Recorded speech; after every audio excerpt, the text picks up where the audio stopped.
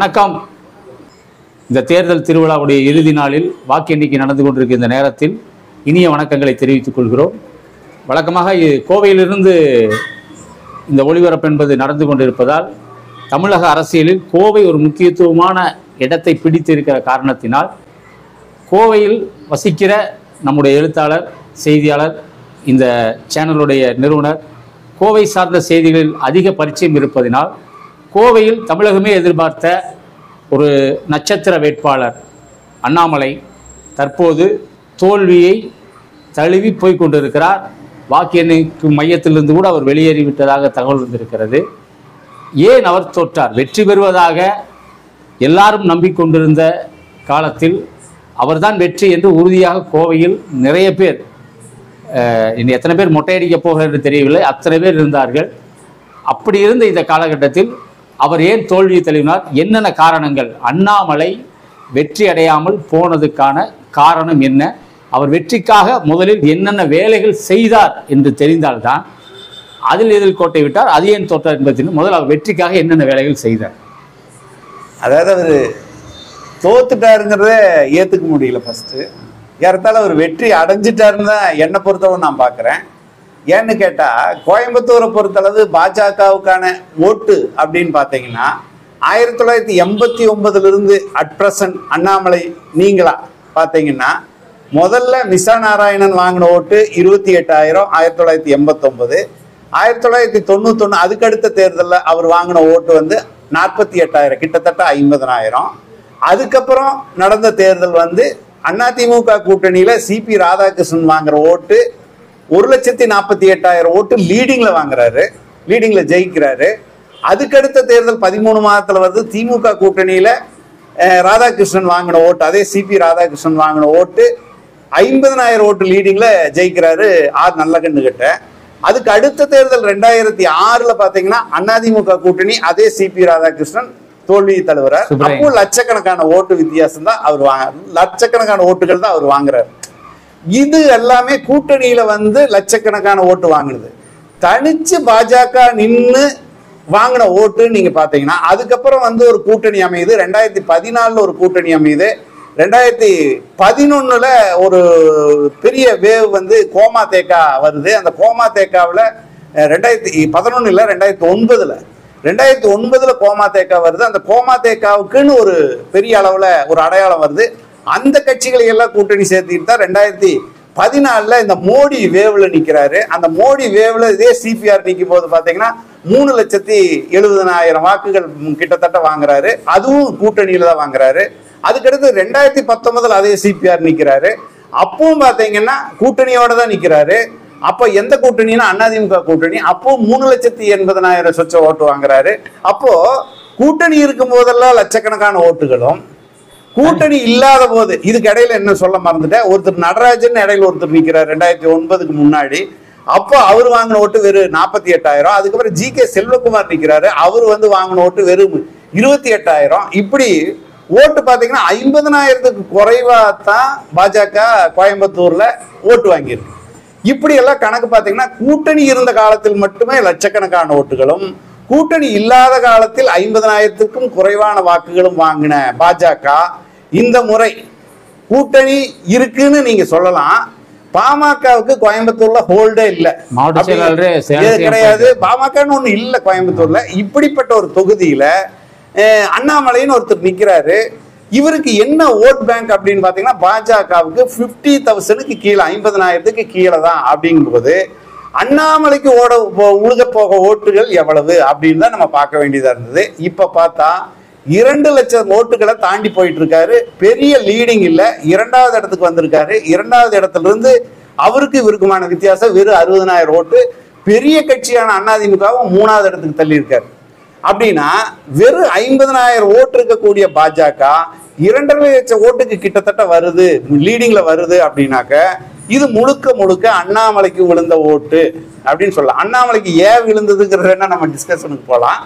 அண்ணாமலைக்கு விழுந்த ஓட்டு வந்து உண்மையிலேயே மற்றவங்களுக்கு எப்படியோ இது அண்ணாமலைக்கான வெற்றி அப்படின்னு தான் நான் பார்க்குறேன். ஆனா அவர் இந்த தோல்வியை தழுவுறது ஒரு இன்ச்சு கேப்ல தான் தோல்வியை தழுவி இருக்காருன்னு இதை சொல்ல முடியும். எந்த வகையில் எல்லாம் அண்ணாமலை தோத்தாரு அப்படின்னு பார்த்தீங்கன்னா, ஒன்று எல்லாருமே சொல்லுவீங்க, நீங்க உட்பட சொல்லுவீங்க, அவருக்கு வாய் துடுக்கு அதிகம். அதோட உச்சபட்சமா என்ன பண்ணாரு, ஓட்டுக்கு ₹1 கூட கொடுக்க மாட்டேன்னு அறிவிச்ச ஒரே வேட்பாளர். ஆனா பாஜக அப்படியான கொள்கை இருக்கான்னா அப்படி கிடையாது. தமிழ்நாட்டில் இருக்கக்கூடிய 39 தொகுதியில, மீதி இருக்கக்கூடிய 38 தொகுதியில பாஜக கூட்டணி வேட்பாளர்களும் சரி, பாஜக வேட்பாளர்கள் சரி, வைட்டமின் பா அப்படிங்கிற ஒரு விஷயத்த தெளிவாகவே இறைச்சிருக்காங்கன்னு சகல கட்சிகளுக்கும் தெரியும். 4 கோடி பிடிச்சாங்கல்ல. இதை விட வேடிக்கை, பாஜக வேட்பாளரான அண்ணாமலை போட்டியிடக்கூடிய தொகுதியிலேயே சில சட்டசபை தொகுதிகள்ல இவருடைய நண்பர்கள் சில பேர் வந்து ஓட்டுக்கு பணம் கொடுத்து என்னோட பகுதிக்கு நான் லீடிங் காட்டுறேன்னு பண்ணியிருக்காங்கிற தகவல் வருது. அப்படின்னா இந்த ₹1 கூட ஓட்டுக்கு கொடுக்க மாட்டேன் அப்படிங்கிற சவடால் வந்து நின்று போச்சு. ஏன் இதை சவடால்னு சொல்றேன்னா, இன்னைக்கு வந்து ஓட்டுக்கு பணம்ங்கிறது வந்து ஜனங்களால அங்கீகரிக்கப்பட்ட ஒரு விஷயமாயிருச்சு. தேர்தல் கமிஷன் நிறைய பிரச்சாரம் பண்ணுது, இந்த மாதிரி ஓட்டுக்கு பணம் வாங்குறது வந்து தப்பு, குற்றம், கொடுக்கறது குற்றம் எல்லாமே சொல்லுது. ஆனா அதையும் தாண்டி மக்கள் வாங்குறாங்கன்னா அவங்களுடைய வறுமை கோடுங்கிறது அந்த எல்லையில் இருக்கு. நீங்க இதை 3 பிரிவா பிரிக்கலாம். ஒண்ணு மேல்தட்டு, அதுக்கு அடுத்தது நடுத்தர வர்க்கம், அதுக்கு அடுத்தது விளிம்பு நிலையில இருக்கக்கூடிய தொழிலாளி வர்க்கம். மேல்தட்டு வர்க்கம் அதிகபட்சமா பெருங்கோடிகளை சம்பாதிச்சிருக்கக்கூடிய தொழிலதிபர்கள் வட்டாரம் அதிகபட்சம் இருந்தா 3-4% இருக்கலாம். அதுக்கு அடுத்த நிலையில் இருக்கக்கூடிய மேல்தட்டு வர்க்கத்தில் இருக்கக்கூடிய முதலாளிகள் வர்க்கம் அவங்க வந்து ஒரு 2-3% இருக்கலாம். அதுக்கு அடுத்தது நீங்க பாத்தீங்கன்னா நடுத்தர வர்க்கம்னு சொல்லக்கூடிய படிச்சவங்க எவ்வளவு பேர் இருந்துருவாங்க அப்படின்னு பாத்தீங்கன்னா, அதிகபட்சம் ஒரு 15% இருப்பாங்க. வெளிநாடு போறவங்க, ஸ்டேட்ஸ் போயிட்டேன்னு பெருமையா பேசுறவங்க, அப்படி நிறைய ஒரு போலித்தனத்தோட வாழக்கூடிய ஒரு 15% பேரு முழுக்க முழுக்க அண்ணாமலை பக்கம் இருக்காங்க. இந்த போலித்தனமான ஒரு தன்மையில் இருக்கக்கூடியவங்க பாத்தீங்கன்னா, ஜாதியா இருக்காங்களான்னா இருக்காங்க, மதமா இருக்காங்களான்னா இருக்காங்க, அதிகாரமா இருக்காங்களான்னா இருக்காங்க, முதலாளிகளா இருக்காங்க, முதலாளித்துவ புத்தியோட இருக்காங்களான்னா இருக்காங்க. அப்படியெல்லாம் இந்த கணக்கை சொல்லலாம். இந்த முதல் 5% இருக்கக்கூடியவங்கள 4% பூத்துக்கு வந்து ஓட்டு போடுறாங்களான்னா இல்ல. இவங்க தான் அண்ணாமலைன்னு முழங்குறாரு, மோடி வேணும்னு முழங்குறாரு, ஜிஎஸ்டி சரிதான், திராவிட கட்சிகள் எல்லாம் மோசம், அதெல்லாம் திருட்டு கட்சி அப்படின்னு விமர்சனம் பண்ணக்கூடியவங்க இவங்க தான். அடுத்தது இதை அடியொற்றி பேசக்கூடிய ஒரு முதலாளித்துவ பார்வை உள்ளவங்க தான் இந்த 15% நடுத்தர வர்க்கம். ஏன்னா பணம் பண்ணுவது மட்டும்தான் படிப்பு, பணம் பண்ணுவது மட்டும்தான் தொழில், பணம் பண்ணுவது மட்டும்தான் முன்னேற்றம் பணம் தான் அப்படின்னு சொல்லக்கூடிய வர்க்கம் தான் இந்த 15% இருக்கிற வர்க்கம். இந்த வர்க்கத்துல ஒரு 15%ல 10% ஓட்டு போட வந்தாலும் அவங்க தான் இந்த முழுமையான சமூக வலைத்தளங்களையும் பல்வேறு கட்டமைகளையும் நிர்ணயிக்கிறோம். சரி, இவங்க வேணா ஓட்டுக்கு பணம் வாங்காம இருக்கலாம், ஓட்டுக்கு பணம் வாங்குறதை எதிர்க்கிறவங்கள ரசிக்கலாம், ஏன்னா அவங்களுக்கு இது ஒரு பெரிய விஷயம் இல்லை. ஆனா இது தவிர்த்து இருக்கக்கூடிய 80% பேர் இருக்காங்க பாருங்க, அந்த 80% பேர் ரொம்ப முக்கியமானவங்க. இவங்க தான் குவியலா வரிசையில நின்று ஓட்டுக்கு மணிக்கணக்கில் நின்று ஓட்டு போடுறவங்க, வாக்குச்சாவடிக்கு வர்றோம். அவங்க தான் மிகப்பெரிய தலைவர்களுக்கு, அது வடநாட்டுல ராகுலா இருந்தாலும் சரி, இங்க ஸ்டாலினா இருந்தாலும் சரி, இங்க எடப்பாடியா இருந்தாலும் சரி, லட்சோப கூட்டங்கள் திரளுது அப்படின்னா அந்த நாற்காலிகளை நிரப்புறவங்க பூராமே இந்த ஜனங்க தான். இந்த ஜனங்க ஓட்டு போடலைன்னா எதுவுமே இல்லை. அவங்களுக்கு ₹200 ஓட்டுக்கு பணம் கொடுக்குறோம், ₹500 ஓட்டுக்கு பணம் கொடுத்துட்டோம், ₹1000 கொடுத்துட்டோம், ஏன் 2000 கொடுக்கலையா, எல்லாமே பணம் தீர்மானிக்குது அப்படிங்கிறது வந்து ஒரு விஷயமா இருக்குது. அப்ப அந்த விளிம்பு நிலை மக்களுக்கு இது கொடுத்தா சரியா வரும், உப்மா காப்பி போட்டா சரியா வருங்கிறது ஒரு காலத்துல இருந்தது. ஒரு காலத்துல ஒரு ₹10 கொடுத்தா சரியா இருந்ததுன்னு இருந்தது, ஒரு தடவை மிக்சி கிரைண்டர் கொடுத்தா இருந்தது, ஒரு கட்டத்துல கொலுசு இதெல்லாம் கொடுக்க வந்துட்டாங்க. இதைய தடுக்கிறதுக்கான எல்லா வேலைகளையும் தேர்தல் கமிஷன் அதிகாரிகள் செஞ்சுக்கிட்டு தான் இருக்காங்க. இதுவும் நடந்துட்டு தான் இருக்கு. இது வந்து நம்ம மறைமுகமா நடக்குதா அப்படின்னா கிடையாது. ஓட்டுக்கு 2 நாள் 3 நாள் இருக்கு, இது வாக்கெடுப்புக்கு 2 நாள் 3 நாள் இருக்குல்ல, சாதாரண நடக்குது. இது எல்லாருக்கும் தெரிஞ்ச விஷயம்தான். எங்கேயோ போற பணத்தை பிடிக்கிறாங்க, அப்புறம் திரும்பி கொடுக்குறாங்க, இதெல்லாம் என்ன நடக்குதுங்க தெரியும். ஆனா இந்த 80% பேர்ல இருக்கக்கூடிய 75% மக்கள் போடக்கூடிய ஓட்டுகள் தான் இந்த வெற்றி தோல்வியை நிர்ணயிக்குது.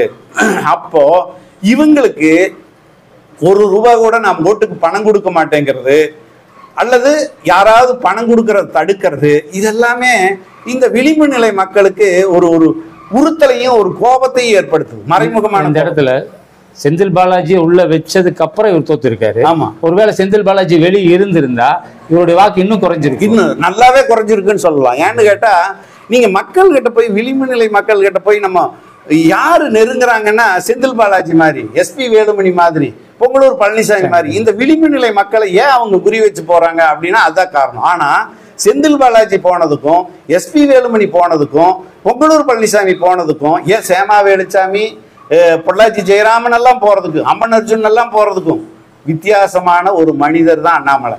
எப்படின்னா அவங்க எப்பேற்பட்ட சின்ன பையனா வந்து தம்பி நல்லா இருக்கீங்களா, பார்த்து தம்பி அம்மா அப்பா கிட்ட எல்லாம் சொல்லி ஓட்டு போட சொல்லு தம்பி, இப்படித்தான் சொல்லுவாங்க. அதே மாதிரி வயசுல சின்னவங்கள அக்கா அண்ணா நல்லா இருக்கீங்களா, வீட்டுல எல்லாம் சவுக்கீங்களா, ஓட்டு போடுங்க, இப்படித்தான் கேட்பாங்க. எங்கேயும் போய் வாய்ச்சவடால் பேச மாட்டாங்க. அப்புறம் ஓட்டுக்கு அவன் பணம் கொடுக்கறத தடுக்க மாட்டாங்க.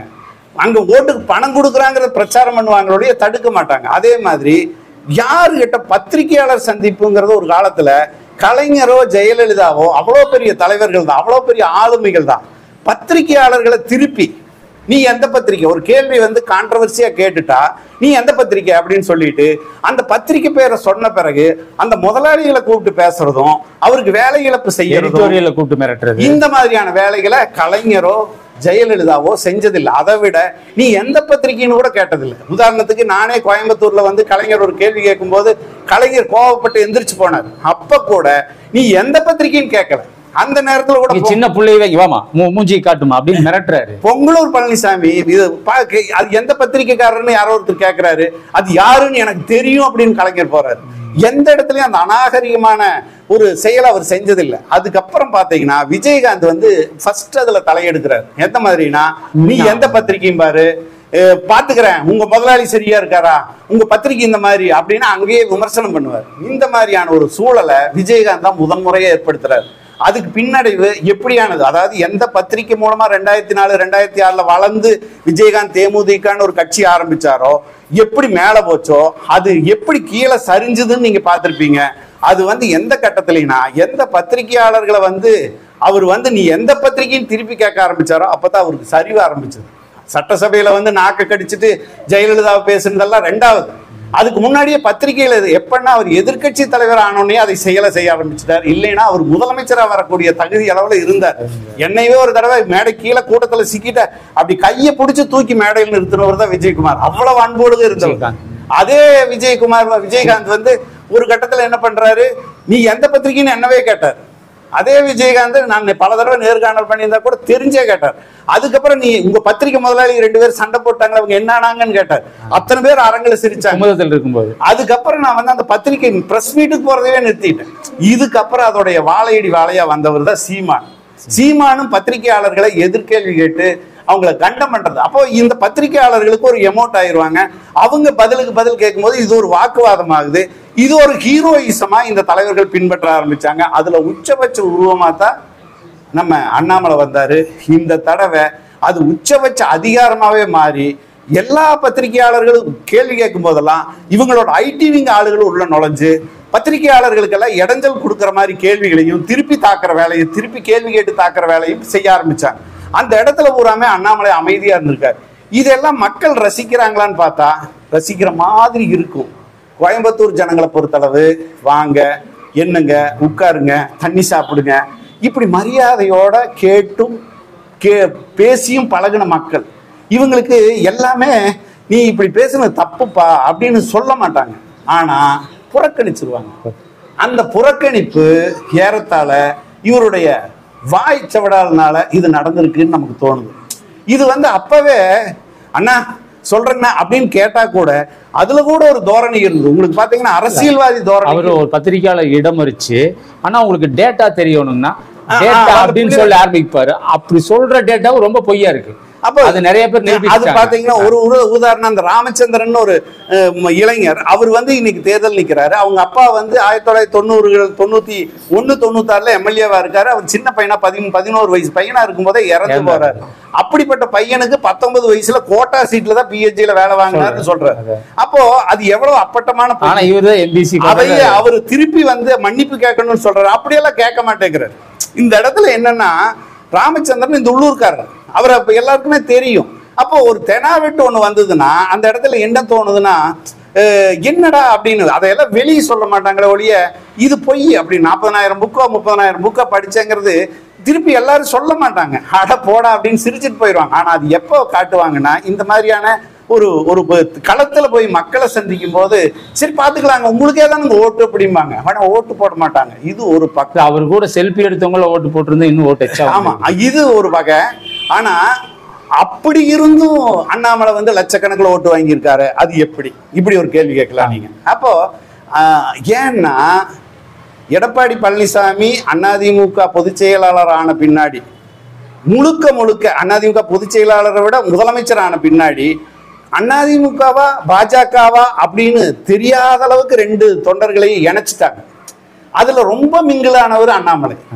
அப்ப 2 மிங்கிளாகும் போது எடப்பாடி எப்படி பார்த்தாங்கன்னா, அதிமுக இருக்கக்கூடிய பெரும்பான்மை சமூகமான கவுண்டர்களுடைய பிரதிநிதியா ஒரு குரூப் பார்க்க ஆரம்பிச்சிருச்சு.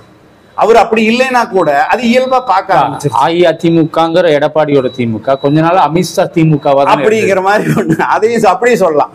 இன்னொரு பக்கம் பாத்தீங்கன்னா ஓபிஎஸ் அந்த பக்கம் பிரியும் போது அது ஒரு பக்கம் முக்குளத்தோர் சமூக அது மாதிரி ஆயிடுச்சு. அதே மாதிரி சசிகலா, தினகரன் இப்படி பிரிய அதிமுகவுடைய பிம்பம் வந்து முழுக்க முழுக்க ஜாதி பிம்பமா மாற ஆரம்பிக்கிறது. மிகப்பெரிய ஒரு வீக்னஸா மாறுது. அந்த இடத்துல அண்ணாமலைங்கிற வரும்போது இந்த பெரும்பான்மை சமூகத்தில் இருக்கக்கூடிய கவுண்டர்களின் பிரதிநிதியா அவர் வர்றாரு. அவர் ஏற்கனவே இந்துத்துவ கோஷத்தை வச்சிருக்காரு, ஜாதிய கோஷத்தை இன்னும் வைக்கல. இன்னைக்கு ஜாதி வந்து உள்ளுக்குள்ள மறைமுகமா இருக்கானா இருக்கு. ஏறத்தாழ இப்ப எடப்பாடி கவுண்டரு அதிமுக போடுறதா அல்லது அண்ணாமலை கவுண்டருக்கு போடுறதா அப்படின்னு முடிவு வரும்போது கோயம்புத்தூர் நிக்கிறது யாரு? நாயுடு சமூகத்தை சேர்ந்த ராமச்சந்திரன். அப்படின்னா ராமச்சந்திரனுக்கு ஆதரவா இங்க இருக்கக்கூடிய கவுண்டர் சமூகத்தை சார்ந்த மற்ற முன்னாள் அமைச்சர்களும் இப்ப இருக்கக்கூடிய எம்எல்ஏக்களும் பிரச்சாரத்துக்கு வந்தாங்களான்னா பிரச்சாரத்துக்கே வரல. அப்போ இதுக்குள்ள ஏதோ ஒரு மறைவா ஒரு சுனாமி அடிச்சிட்டு இருந்திருக்கு. அப்ப அந்த ராமச்சந்திரங்கிற கேண்டிடேட் மட்டும் அவருடைய ஐடி விங் பசங்களை அவங்கள மட்டுமே திரட்டிட்டு அவர் போய் அவருடைய ஓட்டுக்கு அவருக்கு சக்திக்கு தகுந்தது என்னவோ ஓட்டு சேகரிக்கும் போது மறைமுகமா அண்ணாமலைக்கு அந்த ஜாதி ஓட்டுகள் பெருவாரியா கன்வெர்ட் ஆகுது. இதுல இன்னொரு காரணம் என்னன்னா, நம்ம ஜாதி கலாச்சாரம் இன்னைக்கு காதல் கல்யாணம், ஜாதி மறுப்பு திருமணம், ஜாதி கலப்பு திருமணம் இப்படிங்கிற மாதிரியான விஷயங்கள் அதிகமா போக போக பெரிய அளவுல இந்த பெரும்பான்மை சாதிகள் பாதிக்கப்படுது. அதுல ஆதிக்க சாதிகள் ரொம்ப முக்கியமா பாதிக்கப்படுது. அவங்க வந்து இதுக்கு எதிர்நிலை எடுத்து நிறைய விஷயங்களை வந்தாச்சு. ஆணவ கொலைகள் நடந்தது முதற்கொண்டு நம்ம பார்த்துட்டோம். அந்த அடிப்படையில பார்க்கும்போது ஆமா இன்னைக்கு வந்து நம்ம என்ன யோசிக்கிறாங்கன்னா, முழுக்க முழுக்க நம்ம சாதிய கட்டமைப்பை, ஜாதி வேணும்னு நினைக்கிறவங்களுடைய அந்த எண்ணத்தை காப்பாத்துறது யாரு? இந்துத்துவ சக்தியா இல்ல எடப்பாடி பழனிசாமி? சாதிய கட்டுமானத்துல இந்த சாதிக்கு ஆதிக்க சாதி இடம் கொடுத்திருக்கிற இந்து மதம், அதை காப்பாத்துற பிஜேபி மோடி அதோட அப்படிங்கிற எண்ணம் வந்து அதிமுகவும் பாஜகவும் 2 ஒண்ணுக்கு ஒண்ணு பிணைஞ்சதுல இன்றைய இளைஞர்கள் மத்தியில, பெரும்பான்மை ஆதிக்க சாதி இந்து இளைஞர்கள் மத்தியில இது வேரூன்றி போன மாதிரியான ஒரு தோற்றத்தை கொடுத்தது. அந்த தோற்றம் தான் இன்னைக்கு கோயம்புத்தூர்ல இத்தனை லட்சம் ஓட்டுக்களை அண்ணாமலைக்கு வாங்கி கொடுத்துருக்கு அப்படின்னு நம்ம சொல்லலாம். சரி, அப்படின்னா திமுக இருக்கக்கூடிய ராஜ்குமார் வந்து கவுண்டர் சமூகத்தை சார்ந்தவர் தானே, ஏன் அவருக்கு போயிருக்கலாமா? அது ஒரு பகுதி போயிருக்கு, இல்லைன்னு சொல்லலை. ஆனா நீங்க ஜாதியா பழகிற ஒரு கேண்டிடேட்டுக்கு தலைவருக்கும் ராஜ்குமாருக்கு ரொம்ப வித்தியாசம் இருக்கு. ஏன்னு கேட்டா வழக்கமா ஒரு சாதிக்கு ஜெயிக்கிற ஆளுக்கு போடணுங்கிற ஒரு எண்ணம் இருக்கும். அது ஒண்ணு இருக்கு. அதை விட ரொம்ப முக்கியமானது என்னன்னா, நீங்க ராஜ்குமாரை வந்து தொடர்ந்து நீங்க நெருக்கமா இருந்து பார்த்துருந்தீங்கன்னா உங்களுக்கு தெரியும். ராஜ்குமாரை பொறுத்தளவு படித்தவரா பழகுவாருன்னா ரொம்ப படித்தவரா பழகுவார், எல்லாத்துக்கும் கூட பழகுவார். தம்பி நல்லா இருக்கிறீங்களா இதெல்லாம் பழகுவார். எங்கேயும் 6 கிட்ட போய் லஞ்சம் வாங்கி பார்த்தல. ஏன்னா ஏற்கனவே ஒரு மேயரா இருந்திருக்காரு. லஞ்சம் கொடுக்கறவனையும் ஆதரிக்கிறவர் இல்லை. நீங்க அவர் சராசரி அரசியல்வாதியை பார்க்கவே முடியாது. ஏன்னா அரசியல்வாதி மாதிரி நடந்துக்க மாட்டார். ஃபேன் சூட் போட்டு நல்லா ஜாலியா வந்து நல்லா இருக்கிறீங்களான்னா அப்படியெல்லாம் பேசுவார். அவர் இன்னொரு முக்கியமா என்னன்னா, அவர் கவுண்டர் சமூகமாவே பார்க்க முடியாது. ஏன்னு கேட்டீங்கன்னா, எங்கேயும் மாமா மச்சா நல்லா இருக்கிறீங்களா அப்படியெல்லாம் பேசுறது நான் பார்த்தது இல்லை. அவர்கிட்ட என்னன்னா ஒரு கல்வியாளராக இருந்திருக்காரு.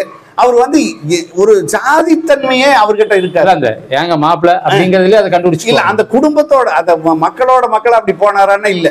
ஒருவேளை இவருக்கு வந்து இவரு சமூகத்திலேயே ஓட்டு போட மாட்டாங்களோ அப்படிங்கிற அச்சமும் கூட இதுக்கு முன்னாடி இருந்தாலும் என்னதான் பெரும்பான்மை ஆதிக்க சாதியா இருந்தாலும் அதுலயும் கம்யூனிஸ்டுகள் இல்லையா, இடதுசாரிகள் இல்லையா, சாதி வேண்டவே வேண்டாம்னு போராளிகள் இல்லையா? ஏன் இடுவாய் ரத்தனசாமி சாதிக்காக உயிரை கொடுத்த இடதுசாரி அல்லவா? இந்த மாதிரி தியாகசீலர்கள் இருக்கக்கூடிய அரங்கமாவும் அது இருக்கு. அந்த அரங்கத்தில் இருக்கக்கூடிய நடுநிலையான ஆட்கள், இந்துத்துவ ஆட்கள், தீண்டாமை கொடுமையை எதிர்க்கிற ஆட்கள் எங்க இருப்பாங்க? திராவிட தன்மையை மறக்காத ஆட்கள் அவங்க எல்லாமே ராஜ்குமார் வர்றாங்க.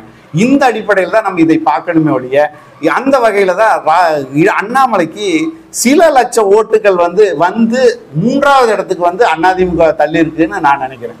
இப்போ இதுல என்னன்னா, நான் என்ன நினைக்கிறேன்னா, அண்ணாமலையோட தோல்விக்கு 3 முக்கியமான ஒரு காரணம் இருக்காது நினைக்கிறேன். ஒன்று அவரோட வாய், அப்புறம் கோவையில் இருக்கிற பாய், சிறுபான்மை பாய், சரி, அது அப்புறம் தாய், கோயம்புத்தூர் இருக்கிற தாய்மார்கள் 1000 ரூபாய் உதவித்தொகை வாங்கின தாய்மார்கள். இப்படி இவங்க எல்லாம் சேர்ந்து தான் திமுகவுக்கு ஒரு உயர்வு கொடுத்துருக்காங்க. ஜிஎஸ்டியில் பாதிக்கப்பட்டவங்களுடைய ஒரு ஓட்டு இதெல்லாமே மீறியும் எந்த அரசியல் புரிதலும் இல்லாமல் இணையதளத்தில் இன்ஸ்டாகிராம் பார்த்துட்டு இருக்கிற மக்கள், ஃபேஸ்புக்கில் வாழ்கிற இந்த சர்க்கிள் எல்லாத்தையும் அண்ணாமலை முழுங்கியிருக்கார். ஏன்னா ஒரே மீம்ஸ் பிஜிஎம்மோடு அவர் வர்ற வீடியோக்கள் தான் நிறைய வரும். அவர் சொல்கிற டேட்டா கூட பொய்ங்கிறது தெரிஞ்சாலுமே அண்ணாமலை தான் வரணும் அப்படின்னு சொன்னோம் நிறைய பேர் இருக்காங்க. அண்ணாமலை தான் வரணும், அவர் பெரிய அரசியலே பேசுறாரு. ஆனால் இது நிறைய இவ்வளோ பொய் சொல்கிறாரு, ஏப்பா வரணும்னு நினைக்கிறீங்கன்னா, இல்லை நிறைய டேட்டா பேசுகிறாரு, நிறைய பேர்த்த கேள்வி கேட்குறாரு.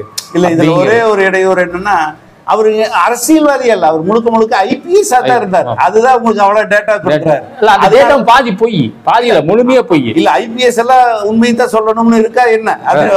அந்த டேட்டாலாம் முழுமையான பொய். அதுல நிரூபிச்சுட்டாங்க. அவர் சொல்ற எந்த தகவலுமே உண்மை இல்லைங்கிறது பிற்பாடே நிமிச்சிடுறாங்க. போலீஸ்னா பொய் தான் சொல்லு நம்ம சொல்ல வேண்டியது. ஒரு விஷயத்த சொல்லும்போது அதோட எக்ஸ்ட்ரீமுக்கு போய் சொல்றது என்னன்னா, விவசாய சட்டம் அமலாகுதுன்னா அதுல ஒரு கமா புள்ளி கூட மாத்த முடியாதுங்காங்க. அடுத்த வாரம் மோடி தூக்கி குப்பையில போடுறாரு. கமா புள்ளி மாற்ற முடியாதுன்னு சொல்லி வாய் விட்டுட்டு அந்த சட்டமே ரத்தாகுது. அப்போ இவருடைய கேள்விபிலிட்டி என்னன்னு ஒரு கேள்வி வருது. இப்படி எந்த விஷயத்தையும் இதே மாதிரி நீங்க பாத்தீங்கன்னா முரண்பாடு பிரச்சாரத்துல கூட இருந்தது. ஆனகட்டியில நின்றுட்டு இந்த மலையெல்லாம் வந்து பச்சையா இருந்த மரங்களை பூரா வெட்டி காய வச்சுட்டாங்க, இந்த இயற்கையை காப்பாற்றணும்னு பேசுறாரு. அங்கிருந்து 10 கிலோமீட்டர் வந்து தடாகத்துல செங்கல் சூளைகளுக்கெல்லாம் ஆதரவா இந்த செங்கல் சூளைகளை திறக்கிறதுக்கான முயற்சி நான் எடுப்பேன். இது வந்து சூழல் கேடு கிடையாது, நான் தென்னை மரத்துக்கு வந்து எப்படி காப்பாற்றணும்னு அந்த காயர் ஃபேக்டரி அது மாதிரி அதை காப்பாற்றுவேங்கிறார். ரெண்டுமே முரணான விஷயம். அங்க ஒரு தலைவரை வச்சு பேசுறாரு, உள்ளூர் தலைவர், இங்க ஒரு தலைவரை வச்சு பேசுறாரு. இது யாரிடத்துல போனா விசை தெரி பூரா போயிருச்சு. போனது காரணமே 10 ஆண்டுகள் ஆட்சி தாங்கிறத மறந்துட்டு நான் வந்து மறுபடியும் காப்பாற்றுவேன். கோயம்புத்தூர்ல நிறைய பேர் நம்பின விஷயம் என்னன்னா, அண்ணாமலை வந்து எம்பிக்கு நிக்கல, பிரதமருக்கு நிக்கிறேன்னு நினைச்சு ஓட்டு போட்டவங்க இந்த சில லட்சத்துல. ஆமா இது சில பேர் சொன்னாங்க மோடிக்கு போட்டியே அண்ணாமலை தான், நாளைக்கு மோடியே பயந்துட்டு இவர் அண்ணாமலை பிரதமர் ஆயிருவாரோன்னு இவர் ஓரங்கட்ட ஆரம்பிச்சாரு, கிண்டலா பேசணும். அவ்வளவு பில்டப் கொடுத்து இப்போ அவர் வெற்றி பெற முடியாம 2வது இடத்துலதான் பயணிச்சுட்டு இருக்காரு. இல்ல நீங்க சொன்னது உண்மைதான். அதுல ஐடி விங்குங்கிறது வந்து ஐடில வந்து அரசியல் கட்சிகள் எது தெளிவா ரொம்ப தூரம் பயணம் பண்ணிருக்குன்னா, குறுகின காலத்துல அண்ணாமலையோட ஐடி வார் ரூம் பெரிய அளவுல. ஆமா, நீங்க ஹேஷ்டாக் மட்டும் அண்ணாமலைன்னு போட்டீங்கன்னா சர்வன் 2 லட்சம் 3 லட்சம் போகும். அண்ணாமலை பாராட்டி போட்டீங்கன்னா அது கண்டிப்பா 4 லட்சம் வியூஸ் தாண்டும். அண்ணாமலைக்கு விமர்சனம் பண்ணி போட்டீங்கன்னா ஒரு 2000 கமெண்ட் உங்களை வந்து இன்னும் வார்த்தைன்னு இல்லாம கெட்ட வார்த்தையில் திட்டி போடுவாங்க. இப்ப நான் கூட அண்ணாமலைக்கு கிடைக்கிற ஓட்டு இவ்வளவுதான் போட்டேன். இன்னும் பல விஷயங்கள் அண்ணாமலை பத்தி போடும் போதெல்லாம் அதுல வந்து பாத்தீங்கன்னா கமெண்ட்ஸ் 1000 கணக்குல போகும். எல்லாம் 200 ரூபா ஓபிஎஸ் அது இதுன்னு ரொம்ப மோசமானலாம் போட்டாங்க. சிலதெல்லாம் நான் கமெண்ட்ஸ்குள்ளேயே போகாம நிறுத்திட்டேன், அந்த அளவுக்கு இருந்தது. ஆனா வேடிக்கை என்னடா இவ்வளவு பேர் அண்ணாமலைக்கு ஆதரவா இருக்காங்க, நம்ம இப்படிப்பட்ட செய்தி வந்து தப்பா போடுறோமோன்னு கூட சந்தேகம் வந்து உள்ளுக்குள்ள போய் யூடியூப்ல பார்த்தா இந்த 1500 2000 கமெண்ட்ஸ் வந்ததுல எல்லாம் பார்த்தா ஒரு 25,000 15,000 சப்ஸ்கிரைபர் சேர்ந்திருக்காங்க. அப்படின்னா இத்தனை பேர் நம்மளுக்கு ஆதரவா இருக்கிறாங்க. எதிர்ப்பு 1-2 தான், ஆனா ஆதரவு வந்து 25,000 20,000 வருது. அப்படின்னா அமைதி புரட்சி ஒண்ணு நடக்க போகுது அப்படிங்கறத நான் அதுலயே தெரிஞ்சுக்கிட்டேன். இப்போ அநேகமா இவரு தோல்வி அடைஞ்சது கூட இந்த அமைதி புரட்சியின் விளைவுதான் தோணுது. இன்னைக்கு அவருக்கு பிறந்த நாளுக்கு இந்த பரிசு கிடைச்சிருக்கு. அப்புறம் அவர் வேட்புமனு தாக்கல் பண்ணிட்டு வந்து கொடுத்த பேட்டியில பக்கத்துல வானதியை வச்சுட்டே சொல்லும்போது, ஆனா நான் ஜெயிக்கணும்னுக்காக நிக்கலீங்கண்ணா அப்படின்னு ஒரு வார்த்தை சொன்னார். இந்த கோயம்புத்தூர் நல்லா இருக்கணும், கோவை மக்கள் நல்லா இருக்கணும் அப்படிங்கறதுக்காக தான் நான் நிக்கிறேன் அப்படின்னு. ஒருவேளை கோவை மக்கள் நல்லா இருக்கணுங்கிறங்காட்டி தான் அவருக்கு 2வது இடம் கொடுத்துருக்காங்க போல்றீங்க. இல்ல பெரிய விஷயம் 2வது இடங்கிறது வந்து நான் இந்த 3 விஷயம் 3 விதமா பாக்குறேன். 2014 தேர்தல் வந்து மோடி வேணுங்கிற வேவ் இருந்துச்சு. 2019 தேர்தல் வந்து மோடி வேண்டாம்ங்கிற வேவ் இருந்துச்சு. இப்ப வேண்டாம். அப்போ வேண்டவே வேண்டாம்ங்கிற வேவ் தான் 2024ங்கிறது என்னுடைய கணிப்பு. இந்த 2024 கணிப்பு ஏறத்தாழ 40 சீட்டு ஸ்டாலின் கொடுத்து மக்கள் ஏகோபித்த வெற்றி கொடுக்கிற மாதிரியான நிலை தான் போயிட்டு இருக்கு. ஏதாவது 1-2 ஏதாவது இதாகுமா தெரியல, அதுக்கு இரவு கூட தெரிஞ்சிடும். இந்த இடத்துல மீண்டும் மோடி வேண்டும் மோடின்னு அண்ணாமலை மூலம் அப்படி பண்ணாரு. அப்போ இந்த அளவுக்கு வேண்டவே வேண்டாம்னு இருக்கிற இடத்துல கூட கோயம்புத்தூர் மாதிரி ஒரு 50,000 தொழில்கள் இருக்கக்கூடிய, ஜிஎஸ்டியில பாதிக்கப்பட்ட விவசாயிகளும் ஜிஎஸ்டியில பாதிக்கப்பட்ட விசைத்தறி ஊழியர்களும் இவ்வளவு பேர் நிறைஞ்சிருக்கக்கூடிய இடத்துல இரண்டாவது இடத்துல அது சில ஒரு 50,000-60,000 ஓட்டு வித்தியாசத்துல மட்டும்தான் இப்படி போறாருங்கிறது பார்த்தா ஏறத்தாழ வேண்டவே வேண்டாம் அப்படிங்கிற எண்ணம் கோயம்புத்தூருக்குள்ள இல்ல. அடிப்படை பிரச்சனைகளுக்கு ஆசைகளுக்கு ஒரு போட்டி நடந்துட்டு இருக்கு. காரணம் என்னன்னா, கண்டிப்பா மத்தியில மோடி வருவாரு, மோடி வந்தா அண்ணாமலை வந்து மந்திரி ஆவாரு, அது நிதி மந்திரி ஆவாரு, அப்ப நம்மளுக்கு நல்ல சுபிட்சை நடக்கும் அப்படின்னு மக்கள் வந்து முழுக்க அண்ணாமலை வந்து மந்திரி ஆவாருன்னே ஓட்டு போட்டுதான் இந்த 2வது இடத்துக்கு கொண்டு வந்திருக்கான்னு தோணுது. இன்னொரு விஷயம் என்னன்னா, இதுவரைக்கும் உங்களுக்கு வெளியே சொல்லாத ரகசியம், அண்ணாமலை ஜெயித்தாலும் தோற்றாலும் 2வது இடம் வந்தாலும் 3வது இடம் வந்தாலும் மோடி அரசு டெல்லியில் அமையும் போது முக்கியமான இலாக்கா கொடுத்து இவர் தான் மந்திரி, கேபினெட் மந்திரி அப்படிங்கிறது கட்சிக்காரங்களே சொல்லிட்டாங்க நம்மகிட்ட. அப்போ இந்த தடவை மோடி வந்து மேல அமர்றாருன்னா முக்கிய ஒரு ராஜ்யசபா சீட் கொடுத்து கண்டிப்பா இவர் மந்திரி ஆகிறாரு. இவரு சொல்லக்கூடிய டார்கெட்னா 2026 தான். ஏற்கனவே வந்து இந்த தொகுதியில வந்து நம்ம ஜெயிக்க மாட்டோங்கிறது அவருக்கு தெரியும். ஆனாலும் இது ஒரு வெள்ளோட்டம், அவ்வளவுதான். வெள்ளோட்டத்தை பொறுத்தளவு அவரு 2வது இடமா 3வது இடமான்னு அவரே ஒரு கலாகோட்டம் பண்ணாரு, 2வது இடத்துக்கு வந்துட்டாரு. அதனால அவரை பொறுத்தளவு இது வெற்றியா தான் நமக்கு தோணுது. அவருடைய பிறந்த நாள். ஆமா, அவர் வெற்றி அப்படிங்கறதா வெற்றி. 2வது இடமா இருந்தாலும் அவருக்கு வெற்றி. 2026ல அவங்களோட கணக்கு என்னன்னா, அதிமுகவோ மற்ற கட்சிகளோ பேரம் பேசும்போது கூட்டணி போடும்போது 2026ல முதல்வர் வந்து வேட்பாளர் அண்ணாமலை தான். ஈக்குவல் ஷேர் சீட், அதிமுக மாதிரியான கட்சியா இருந்தாலும் ஈக்குவல் சீட் அப்படிங்கறத அவங்க பேரம் பேச போறாங்க. இன்னும் சில கட்சிகள் வரும்போது அந்த கட்சிகளுக்கு நான் பங்கிட்டு இருக்கிறேன், நீ வந்து இப்படி பாதிக்குவா அப்படின்னு பேரம் பேசுறதுக்கான தேர்தலா தான் அவங்க இதை பார்த்தாங்களே ஒழிய, மற்றபடி இந்த தமிழ்நாட்டில் வந்து ஒரு 50-40 சீட்ல 20 சீட் ஜெயிச்சு அங்க கொடுத்துருவோம் அப்படிங்கிற அளவுக்கெல்லாம் இவங்க நினைக்கல. ஆனா என்ன, அதை தாண்டி நான் யோசிக்கிறேன், அமித்ஷாவும் மோடியும் தமிழ்நாட்டுக்கு ஜிஎஸ்டி, பணமதிப்பு இழப்பு, இந்த மாதிரியான விஷயங்கள் வேணா அவங்களுக்கு மக்களுக்கு வந்து நல்லதுன்னு நினைச்சவங்க செஞ்சிருக்கலாம். ஆனா இவங்களுக்கு பிராக்டிக்கலா கெடுதல் நினைச்சுதான் இந்த ஜனங்க நினைக்கிறாங்க, அவ்வளவுதான ஒழிய மற்றபடி அது நல்லதா கெட்டதான்னு இன்னும் தெரியாது. ஏன்னா அது முறைப்படுத்தினா நல்லதுதானே என்னவோ தெரியல.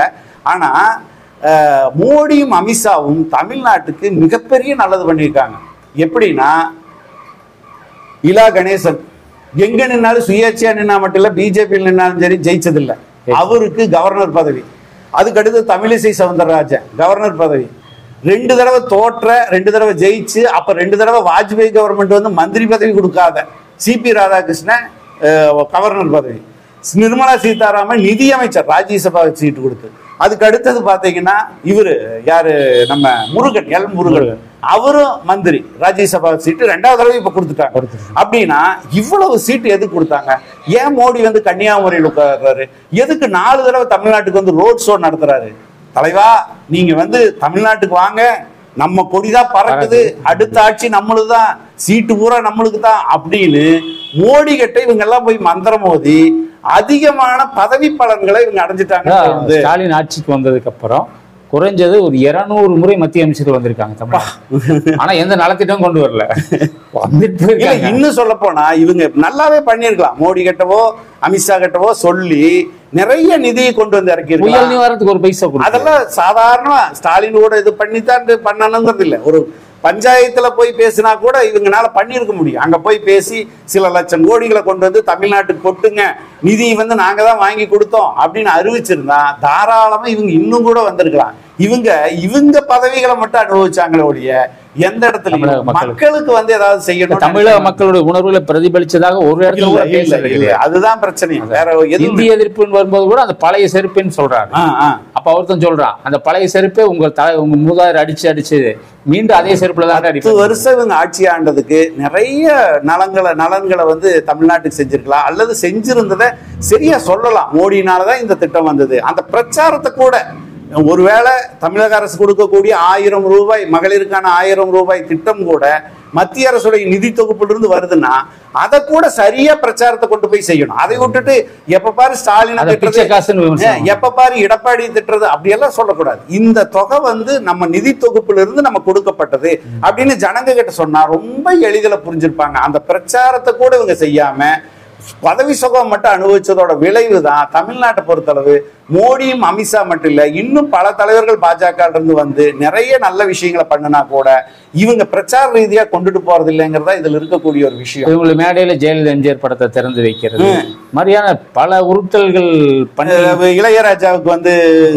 எம்பி சீட்டு கொடுக்கறது, ரஜினி கூப்பிட்டு கௌரவிக்கிறது, இது எல்லாமே நடத்திருக்காங்க விஜயகாந்துக்கு. ஆனா அவங்களுக்கு தமிழ்நாட்டு மேல அவ்வளவு பெரிய குறி இருந்திருக்கு. அண்ணாமலை சுபிட்சமாக்கிடுவார் தமிழ்நாட்டை வந்து சொர்க்க நம்மளுக்கு வந்து கையில அப்படி அள்ளி கொடுப்பாங்கன்னு அவங்க நம்பிட்டு இருப்பாங்க போல் இருக்கு. இப்ப 40க்கு 40 தொகுதி தோல்வியை தழுவின பிறகுதான் இனி அநேகமா அவங்க வந்து வேற மாதிரி யோசிச்சு மக்களுக்கு நல்லது செய்யறதுக்கு தமிழ்நாடு அரசோட சேர்ந்து இது மக்கள் கட்சி வேற கட்சி மாச்சரியங்களை அந்த பக்கம் கடந்து அரசுங்கிறது வந்து மக்களுக்கானது அப்படின்னு மக்களுக்கு நல்ல திட்டங்களை கொடுக்கணும். அண்ணாமலை கூட இப்ப 2வது இடத்துக்கு வந்திருந்தாலும் மத்தியில் அமைச்சராகிறதுக்கான வாய்ப்பு அநேகமா மோடி அரசு அமையும் போது இருக்கு. அந்த நேரத்துல கூட இந்த காழ்ப்புகளை இந்த சண்டை சச்சரவுகளை மறந்து இந்த மக்களுக்கான நல்ல விஷயங்களை செய்யட்டும்னு நான் நினைக்கிறேன். ரைட். அதே மாதிரி இப்போ அவர் எவ்வளவு ஓட்டு கடைசி வரைக்கும் வாங்குறாங்கிறது தெரியல. அப்படி வாங்கின ஓட்டுல இன்னும் கூடுதலா ஒரு 5000 ஓட்டு மட்டும் சேரும். அப்படி சேராம இருக்கிறதுக்கு காரணம் என்னன்னு நான் நினைக்கிறேன்னா, கடைசி நாள் நிர்மலா சீதாராமன் கூப்பிட்டு வந்து ஒரு ஊர்வலம் போனாரு. அது நடக்காம இருந்தா இன்னும் கூடுதலா ஒரு 1000 ஓட்டு கூட கிடைச்சிருக்கும். ஏன்னா தமிழக மக்கள் அவ்வளவு விழிப்புணர்வோட அவ்வளவு கவனத்தோட பல்வேறு ஊசலாட்டம் இருந்தாலுமே உழைக்கும் மக்களும் சாதாரண ஜனங்களும் தன் வாழ்வின் அடிப்படை பிரச்சனையிலிருந்து யோசிக்கிற ஒரு புரிதல் தமிழகம் பரவலா இருக்கிறங்காட்டி இந்த ஒரு நல்ல முடிவு வந்துட்டு இருக்கு. இந்த விவரங்கள் தெரிவித்ததற்கு நன்றி. இன்னொரு முறை நாம் சந்தித்து மீண்டும் ஒரு நன்றி.